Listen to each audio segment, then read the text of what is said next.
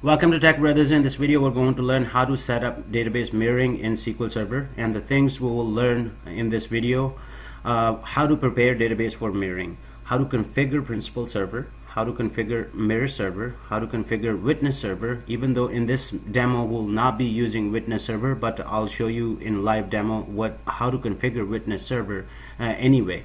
And number 5, how to failover, and then we'll be talking about permission required for mirror setup so that you will avoid all the permission related errors during your mirroring setup. So when we talk about prepared database for mirroring, whatever the database that you're preparing to mirror to, so you have one source database SQL Server instance and other is destination mirror server. So in mirroring world, the principal server is basically in the beginning when you're setting up the mirror is principal server, and in the beginning the mirror server, the destination server, is your mirror server. So that's in the beginning. Once we set up the mirroring, then they can switch back and forth. So there is a handshake between them. Mirror can act as a principal and principal can act as a mirror server. So let's talk about in the beginning that when you do that, you need to take a full backup. You need to take a transactional log backup of the database that you wanted to mirror on the principal database, and then you go ahead and restore your full backup on the mirror server in the no recovery mode, so that you can go ahead and restore your transactional log backup. So when you restore the transactional log backup, restore that transactional log backup also in no recovery mode. So database has to be in restore mode in order for our mirroring to work, and you will see that in live demo. Let's go ahead and do that. Alright, so here is my SQL Server right here, SQL prod. This is going to be the principal in the beginning during the setup, and this is Tech Brothers client SQL Mirror is going to be our mirror server. So what we're going to do is select one database in this particular demo and mirror that to SQL Mirror. So as I said, the first point is to prepare that database for mirroring. So what we're going to do is we're going to go ahead and we're going to mirror TFS underscore data warehouse DW to our mirror server. So in order to do that, let's go ahead and take the full backup of this database. So we're going to go ahead and take full backup of this database. So I'm going to TFS underscore DW full.bak. So that is my full backup. So in the media option, I will override any existing backup set, and that's all good. So we're going to go ahead and click OK. Full backup is done. Let's go ahead and take the transactional log backup as well. So we're going to go ahead and select transactional log backup, and we're going to remove this add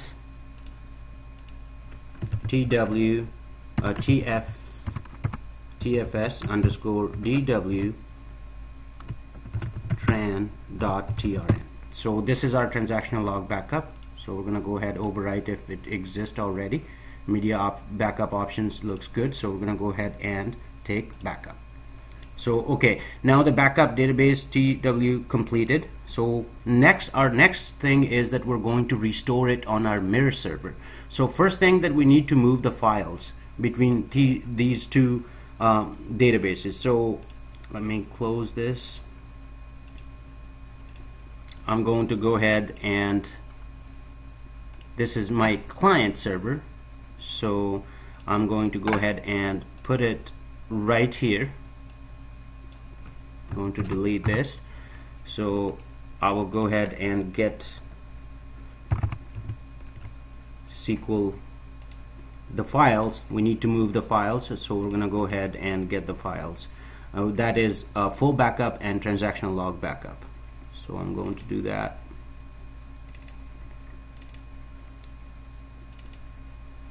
And these are the two files that we need on our target server, which is also mirror server at this time.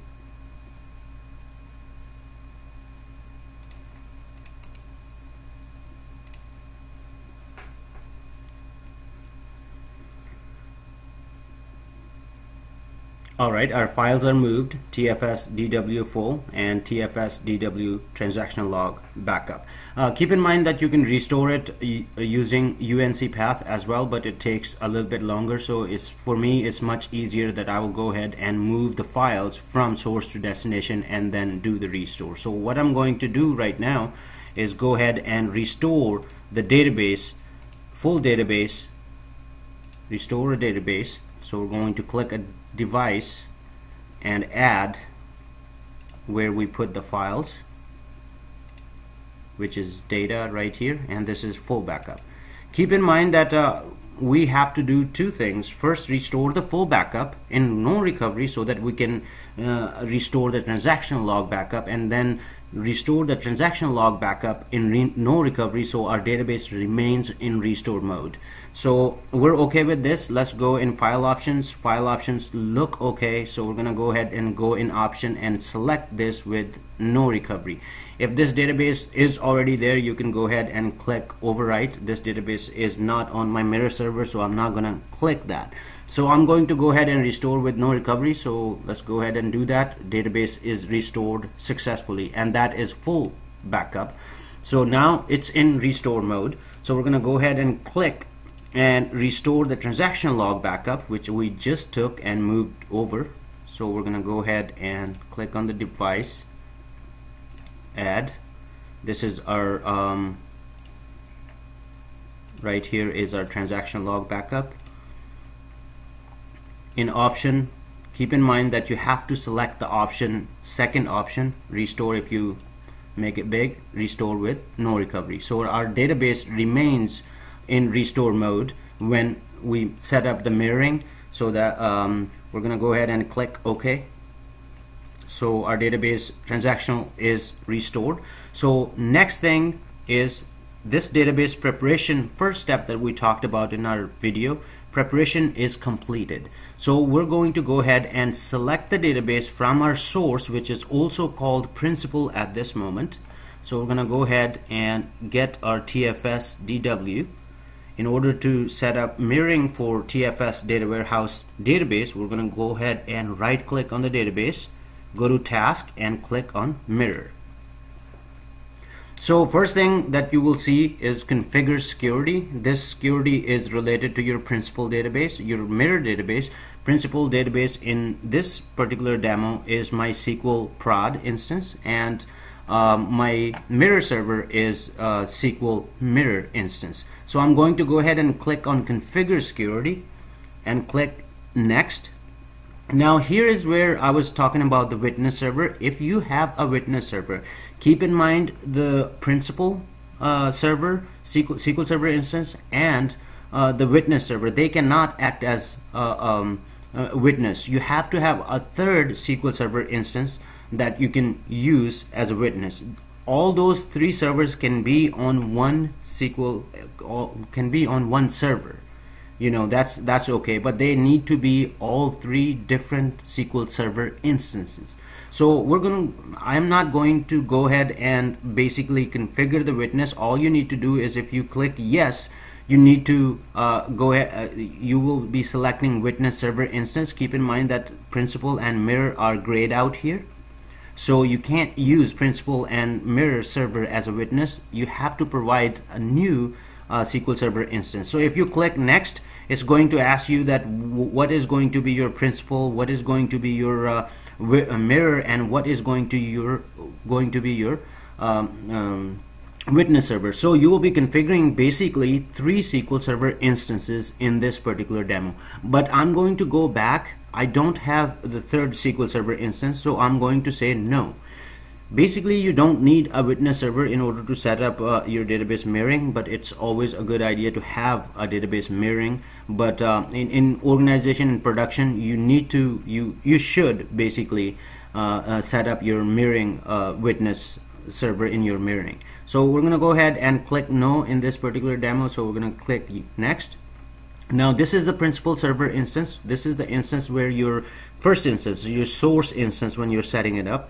Listener port, keep in mind that this port needs to be open between your principal server and your mirror server, your firewall need to allow this port. You can change this port later on, but your firewall needs to have this port open, whatever the port you choose, and communication needs to happen between principal server and mirror server. And a lot of time there are scenarios under which these ports are not allowed via firewall. So keep in mind that if you are setting in your production, you need to provide this to your firewall administrator and let them know that please allow this particular listener port, or whatever the port you choose. Let's say it's not 5022, you can choose it 1522. So that particular listener port, you need to have your firewall guys set up to allow between these two hosts, your principal server and your mirror server. So in this case, I'm going to keep it 5022, and endpoint name is mirroring. You can change the endpoint name basically, and click next, and this is my mirror server, which is TechBrothers SQL Mirror. So I'm going to go ahead and click connect and connect. As you can see right here, listener port is 5022 and endpoint name is this. So you can keep the same port between these two, and you should basically, but you can change the name if you want to, and I wouldn't change the endpoint names between if you're not using witness server. But witness server will keep track of all this if you set up your witness server. So no worries around that. We're gonna go ahead and click next. Now here is if you have a SQL Server account and you wanted to use SQL Server account, that particular account needs to be, and I'm talking about the last part when we're in the beginning of the video, that mirror setup security and permissions related. Keep in mind that right here, this account, if you use up here, this is a SQL Server account, and if you use that SQL Server account, it needs to have a permission on your mirror server to restore, and same on your principal server.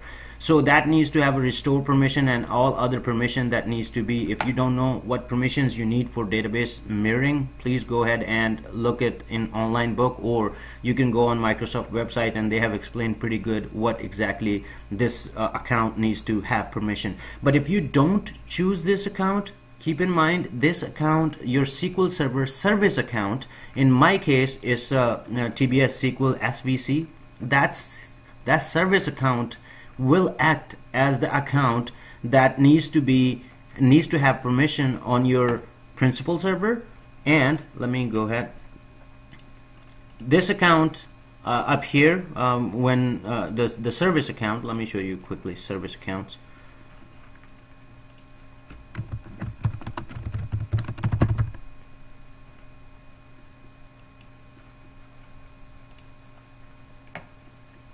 Sorry, this is wrong.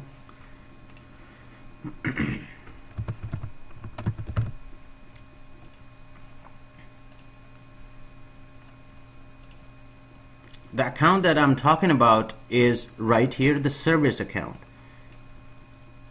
Right here, this service account will act as that particular account. If you didn't put SQL Server account, a SQL Server account, which is not a Windows account, but usually your SQL Server service account or Windows account. So this account, your principal, in my case, is not TechBrothers Cluster Admin, is TechBrothers /SQL SVC. So that is my service account basically in this TBS SQL. So that service account needs to have permission to create or restore the database on this particular mirror server. So let's go ahead and get back here, and I'm not going to put a SQL Server account, so we're going to go ahead, click next and click finish. As you can see, the endpoint configuration is finished.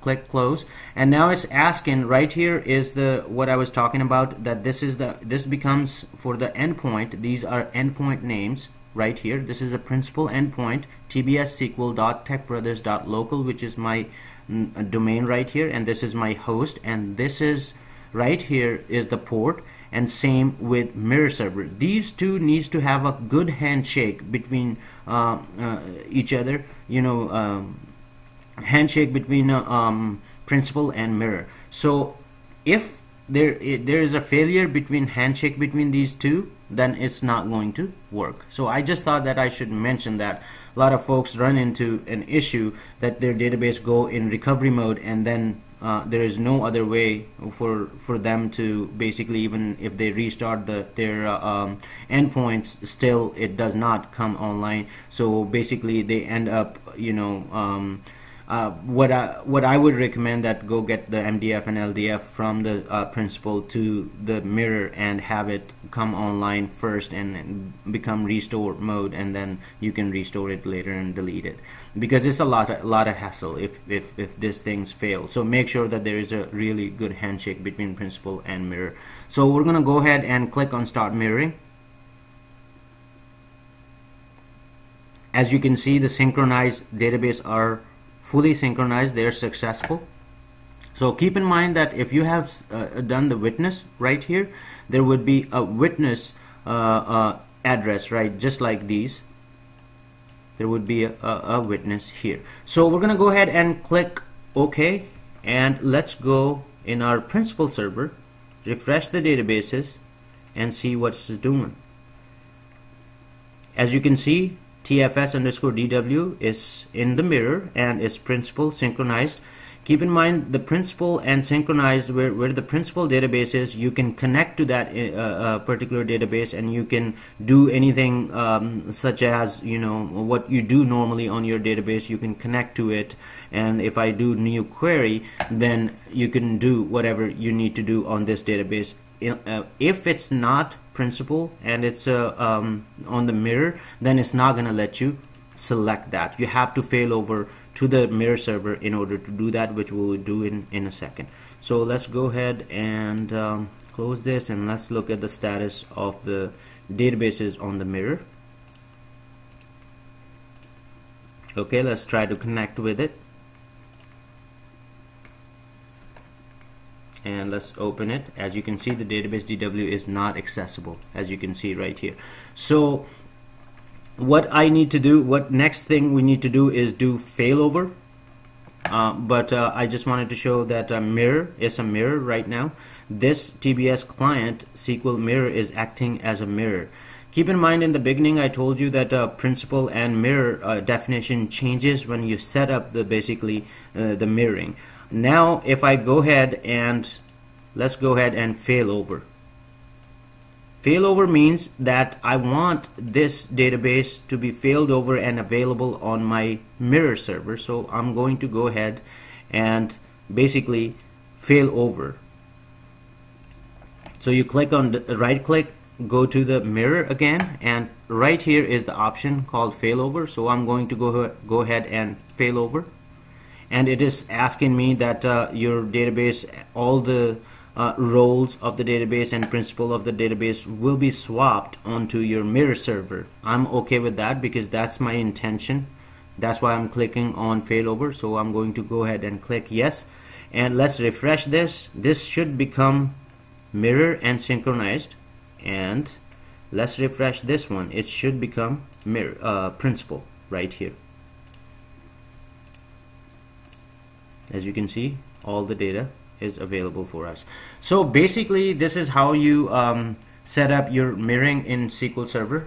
As we saw during our video, we learned how to prepare database, how to configure principal server, how to configure mirror server, how to configure witness server, and we did the failover. And also we talked a lot about permissions required for mirror setup. And I hope this video helps.